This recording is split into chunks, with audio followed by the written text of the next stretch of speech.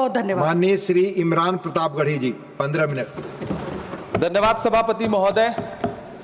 कभी सुदामा पांडे धूमिल जी ने कहा था कि एक आदमी रोटी बेलता है, एक आदमी रोटी खाता है, एक तीसरा आदमी भी है जो न रोटी बेलता है न रोटी खाता है, वो सिर्फ रोटी से खेलता है। वो तीसरा आदमी कौन है? मेरे देश की संसद मौन है। सभापति महोदय, वो भी क्या दिन थे जब संसद में देश का बजट पेश होता था तो देश की सड़कें ठहर जाया करती थीं। रेल बजट पेश होता था तो लोगों की उम्मीदें रेल के डिब्बों की तरह पटरियों पर दौड़ने लगती थीं। पूरा देश धड़कने रोक करके वित्त मंत्री और रेल मंत्री को सुना करता था। अफसोस, अब बजट पेश हो जाता है, मीडिया चैनल सरकार का महिमा मंडन करते हैं और बेचारी जनता बजट के आंकड़ों के शब्द जाल में उलझी हुई महीनों बाद समझ के उसका तो फिर से कट गया। सभापति महोदय, पिछले 2 साल अमृतकालीन बजट पेश किए गए और इस बार एक नई शब्दावली गढ़ी गई है, तुष्टीकरण बनाम संतुष्टीकरण का बजट। सभापति महोदय, सुनने में कितना अलंकारिक लगता है ये शब्द। सोच रहा हूं देश की वित्त मंत्री और प्रधानमंत्री जी से पूछूं कि आखिर किसकी संतुष्टि? जिस बजट में मनरेगा के लिए 1 रुपए की बढ़ोतरी ना हो, वही पुराना 86,000 करोड़, जबकि पहले ही 9,754 करोड़ का घाटा हो, जिस मनरेगा से करोड़ों मजदूरों के घर में चूल्हा जलता हो, उस मनरेगा में काम करने वाले गरीब मजदूरों के लिए अगर आपके खजाने से 1 रुपया भी इजाफी नहीं निकल सका तो भला कौन संतुष्ट हुआ साहब? इस देश का गरीब मजदूर या आपके उद्योगपति दोस्त? वो जो महाराष्ट्र में लोकसभा और विधानसभा के बीच में 40 लाख मतदाता बढ़ाए गए थे, अरे उन्हीं के लिए मनरेगा का थोड़ा सा बजट बढ़ा देते। क्या उसमें मनरेगा का एक भी मजदूर नहीं था? 40 लाख लोगों में सारे के सारे 12 लाख की छूट वाले से आगे के लोग थे। सभापति महोदय, कल जब वित्त मंत्री जी देश की संसद में भाषण दे रही थी तो वहां मुंबई में कोई गरीब इंसान जब अपनी जेब टटोल करके अपनी मोटरसाइकिल में 1 लीटर पेट्रोल भरवा रहा था तो उस पेट्रोल की कीमत थी 103 रुपया प्रति लीटर। आखिर इतना महंगा पेट्रोल डीजल खरीद के कौन संतुष्ट हो रहा है? इस देश के गरीब लोग या फिर सरकार के चहेते धन्ना सेठ? सभापति महोदय, वित्त मंत्री जी इस बजट को मध्यम वर्ग को संतुष्ट करने वाला बजट बता रही हैं। अरे मैडम, हम आप यहां पर बैठे रहते हैं और वहां बाहर इसी दिल्ली में 1 लीटर दूध, चाहे वो अमूल का हो या फिर मदर, उसकी कीमत 73 रुपए लीटर है। इतना महंगा बेच करके कौन संतुष्ट हो रहा है? गरीब जनता या आपके धन्ना सेठ दोस्त? सभापति महोदय, इस सरकार का बाजार और महंगाई पर कोई नियंत्रण नहीं रह गया है। चाहे देश में लहसुन 400 रुपए किलो बिक जाए, टमाटर 100 रुपए किलो बिक जाए, प्याज का दाम सुनकर आंखों में आंसू आ जाए, लेकिन वित्त मंत्री महोदया बजट में महंगाई का मां भी नहीं बोलती हैं। बच्चों की किताब और पेंसिल तक पर टैक्स लगाने वाले, पूछना चाहता हूं कि आप मध्यम वर्ग का हितैषी बताते हैं खुद को धार्मिक कहने वाली सरकार भगवान श्री कृष्ण के प्रिय खाद्य दही और मक्खन तक पर जीएसटी लगाती है और बात करती है मध्यम वर्ग की हिमायती होने की। जिंदा रहते हुए जनता से हर चीज पर टैक्स वसूलने वाली यह सरकार कम से कम मरने पर तो लोगों को बख्श देती, लेकिन नहीं, वहां भी लूटना है। अंतिम संस्कार के सामान, अगरबत्ती, धूप बत्ती, केवड़ा जल, चंदन पाउडर, जौ, बताशा, काला तिल, पंचरत्न, कपूर और कफन तक पर टैक्स लेने वाली यह सरकार किस मुंह से खुद को मध्यम वर्ग का हितैषी बताती है? कौन सी संतुष्टि? किसकी संतुष्टि? कदम कदम पर टैक्स देकर लुटने वाली जनता की या फिर जनता से टैक्स वसूल करके धन्ना सेठों का खजाना भरने वाली सरकार की? किसकी संतुष्टि? सभापति महोदय, 18 अगस्त 2015 आरा का बिहार का ऐतिहासिक मैदान, सजा हुआ मंच, हजारों की भीड़, खड़े हुए देश के प्रधानमंत्री का भाषण। बिहार के भाइयों बहनों, आज मैं बिहार के लिए पैकेज की घोषणा कर रहा हूं। 50,000 करोड़ कर दूं कि ज्यादा कर दूं? अखिलेश भाई, 60,000 करोड़ कर दूं कि ज्यादा कर दूं? 70,000 करोड़ कर दूं कि ज्यादा कर दूं? 80,000 करोड़ कर दूं कि ज्यादा कर दूं? चलो, मैं बिहार को 1.25 लाख करोड़ का पैकेज दे रहा हूं। 10 साल हो गए सभापति महोदय, वही ढाक के 3 पात। बिहार आज भी विकास की बाट जोह रहा है। भाषण आज भी प्रधानमंत्री जी के YouTube चैनल पर सुना जा सकता है। जो झूठ बोल के करता है मुतमईन सबको, वो झूठ बोल के खुद मुतमईन नहीं होता। सभापति महोदय, ये तो राहुल जी का असर है। कौन सा शब्द सर, कौन सा शब्द? झूठ। ठीक है सर, मिथ्या बोल करके, जो मिथ्या बोल के करता है मुतमईन सबको, वो मिथ्या बोल के खुद मुतमईन नहीं होता। ये राहुल जी का असर है। जो मखाना बोर्ड की घोषणा हुई, अखिलेश जी आपको याद होगा, भारत जोड़ो न्याय यात्रा में 30 जनवरी 2024 को बिहार के रंगभूमि मैदान में राहुल गांधी जी का पूर्णिया में भाषण था और उसमें मखाना को लेकर उन्होंने आवाज उठाई थी। यह उनका असर है कि आपको मखाना बोर्ड बनाना पड़ा, वरना तो आप मैखाना बोर्ड बनाने वाले लोग हैं। सभापति महोदय, बिहार को झूठे पैकेज और चुनावी दिलासे देना बंद करिए। आज भी जब कोसी में बाढ़ आती है तो पूरा सीमांचल बर्बाद हो जाता है। मैंने उस तरह देखा है, 2016-17 की बाढ़ में अपने इन्हीं हाथों से राहत सामग्री बांटी है मैंने। अगर सच में बिहार के लिए कुछ करना चाहते हैं तो बिहार को बाढ़ से बचाने का प्रबंध करिए। पूर्णिया एयरपोर्ट 10 साल से बाट जो रहा है, घोषणा 2014 में हुई, बन के आज तक तैयार नहीं हुआ। अलीगढ़ मुस्लिम विश्वविद्यालय का किशनगंज सेंटर बजट के अभाव में दम तोड़ता जा रहा है। मैंने पिछले बजट सत्र में भी आवाज उठाई थी, आज फिर वित्त मंत्री जी से अनुरोध करना चाहता हूं दामन फैला करके कि अलीगढ़ मुस्लिम विश्वविद्यालय का किशनगंज सेंटर बन जाने दीजिए। आखिर कौन सी नफरत है? यह मुल्क हमारा भी है, इस मुल्क की मिट्टी में सीना शामिल है। हमसे इतनी भी क्या नफरत? रिश्तों की ये नाजुक डोरें तोड़ी थोड़ी जाती हैं, अपनी आंखें दुखती हो तो फोड़ी थोड़ी जाती हैं। सभापति महोदय, अल्पसंख्यक मंत्रालय का बजट काटकर मौलाना आजाद नेशनल फेलोशिप बंद कर देना, प्री मैट्रिक स्कॉलरशिप बंद कर देना, नई मंजिल योजना बंद करना, धरोहर योजना बंद करना। 2024-25 के बजट में माइनॉरिटी मिनिस्ट्री के लिए 3183 करोड़ रुपए की घोषणा हुई, लेकिन देश को हैरत होगी कि बाद में समीक्षा करके लगभग आधा कर दिया गया, 1868 करोड़ रुपए। मुझे सरकार से पूछना है कि कौन संतुष्ट हुआ? इस देश का अल्पसंख्यक संतुष्ट हुआ है या आप संतुष्ट हुए? किसका संतुष्टीकरण?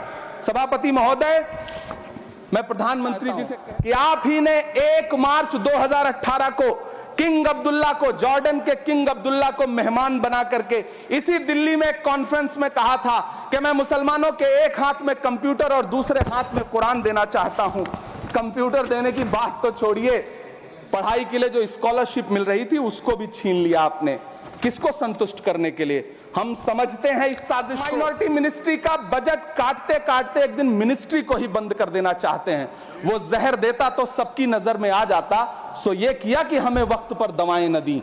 सभापति महोदय, मैं तो वित्त मंत्री जी से पूछना चाहता हूं आपके माध्यम से कि शायद आपको पता ही नहीं है कि गृहस्थी चलाने वाली एक गृहिणी की मुश्किलें क्या क्या होती हैं। आपने कभी सोचा भी नहीं होगा कि जब वो किचन में सब्जी बनाने के लिए कढ़ाई में तेल डालती है तो उसके साथ उसके आंसू भी गिरते हैं। सभापति महोदय, शायद उन्हें पता भी ना हो कि एक छोटी सी गाड़ी और एक छोटे से फ्लैट का EMI भरने के बाद इस देश का एक गरीब इंसान जब अपने बच्चों की फीस भरने के बारे में सोचता है तो उसे कितनी खुशियों का गला घोंटना पड़ता है। शायद उनको पता भी नहीं है कि फसल बेच करके बिटिया की शादी का सपना सजाने वाला किसान जब अपनी फसल बर्बाद देखता है तो कितनी रातें सो भी नहीं पाता है। सभापति महोदय, शायद वो कभी इस पीड़ा को समझ ही नहीं पाएंगी कि परिवार के किसी एक सदस्य को कैंसर जैसी बीमारी हो जाए तो घर और जमीनें गिरवी रख उठती हैं लेकिन इलाज नहीं हो पाता। सभापति महोदय, इसी देश की संसद में कभी स्वर्गीय सुषमा कि तब जब देश की करेंसी गिरती है तब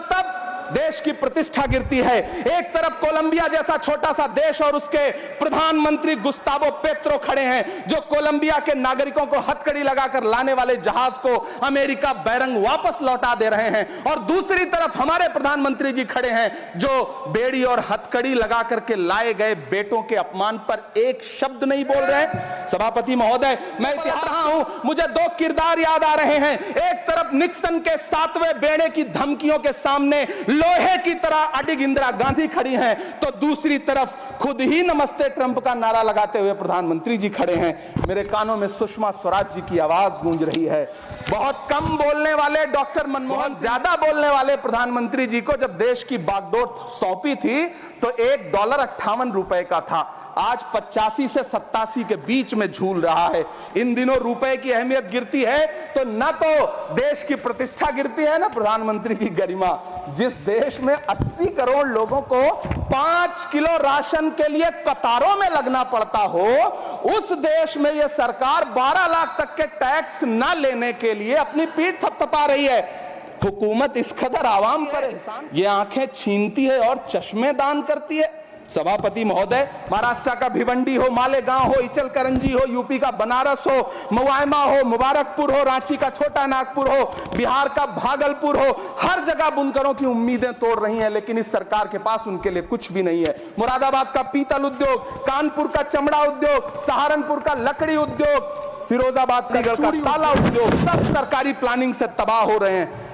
इन तमाम के बीच सरकारी सपोर्ट से बस एक उद्योग फल फूल रहा है, नोएडा का नफरत उद्योग। सभापति महोदय, जिस देश में 40 से 45% मेडिकल फैकल्टी की सीट खाली हो, वहां बजट में 75,000 नए मेडिकल सीट्स का ऐलान हो रहा है। सरकार बहादुर, कम से कम इस देश के पढ़े लिखे युवाओं को तो मूर्ख समझना बंद करिए। वो अब तिजारती पहलू निकाल लेता है। पहले 7500 मेडिकल सीट्स बाद में बनाइएगा, पहले जो एम्स में 2161 पद खाली पड़े हैं उनको तो भर दीजिए। वो अब तिजारती पहलू निकाल लेता है। मैं कुछ कहूं तो तराजू निकाल लेता है। मैं इसलिए भी तेरे फन की कद्र करता हूं तो झूठ बोल के आंसू निकाल लेता है। सभापति महोदय, फिर झूठ आया है, मैं उसे मिथ्या कर दे रहा हूं। शायरी में बार बार आ जाता है, क्या करूं महोदय। काश ये बजट, सभापति महोदय, वो एक शब्द मैं मिथ्या कर दे रहा हूं सर, वो एक शब्द को हटा दीजिए। ध्यान रखें, ऐसे जो भी शब्द होंगे आपके वहां। सभापति महोदय, काश ये बजट बीपीएससी के पेपर लीक की शिकायत करने वाले नौजवानों पर बरसती हुई पुलिस के लाठियों पे, जख्मों पर मरहम लगा पाता। सभापति महोदय, पिछले 80 दिन से 70 साल का एक बुजुर्ग एमएसपी की लीगल गारंटी मांगता हुआ आमरण अनशन पे बैठा हुआ है। काश ये बजट किसान नेता जगजीत डल्लेवाल की टूटती हुई सांसों की पीड़ा सुन पाता। काश ये बजट प्रतियोगी परीक्षाओं की तैयारी के लिए दिल्ली, कोटा, पटना, अहमदाबाद जैसे शहरों में, इलाहाबाद जैसे शहरों में किताबों के साथ गल रहे युवाओं के सपनों को जिंदगी दे पाता। काश ये बजट वंदे भारत के सुनहरे विजुअल के बजाय देश की गरीब जनता को कुछ और पैसेंजर ट्रेनें दे पाता। काश ये बजट सीनियर सिटीजन को ट्रेन टिकटों में मिलने वाली रियायतें वापस लौटा पाता, जिनको सरकार ने कोविड के नाम पे छीन लिया था। काश ये बजट किसानों की राह में कीले नहीं बल्कि कालीन बिछाने वाला बन पाता।